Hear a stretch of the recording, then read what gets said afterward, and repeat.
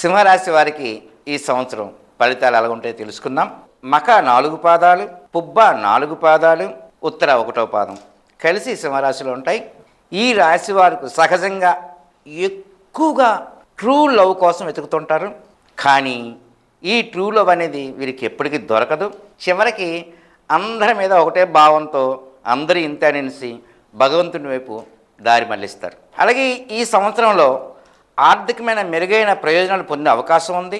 అలాగే అనవసరమైన ఖర్చులు ఉండడం వల్ల కొంచెం ఆర్థికంగా ఇబ్బంది పడే అవకాశాలు ఉన్నాయి. కొత్తగా పెట్టుబడులు పెట్టేవారు 1-2 సార్లు ఆలోచించి పెట్టుబడి పెట్టండి.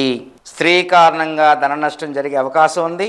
అందుచేత జాగ్రత్తగా వ్యవహరించండి. ఉద్యోగ వ్యాపార రంగాల్లో డెవలప్మెంట్ ఉంటుంది. నూతన వ్యాపార విధానాలు వీరికి కలిసి వస్తాయి. ఈ సంవత్సరం చదువుకున్న విద్యకు ప్రతిఫలంగా మంచి ఉద్యోగం కూడా లభిస్తుంది. అలాగే కెరీర్ పరంగా మీరు ప్రత్యేక శ్రద్ధ వహిస్తే మంచి ప్రోగ్రెస్ ఉంటుంది. రాజకీయ నాయకులకు ఈ సంవత్సరం అంత అనుకూలంగా లేదు.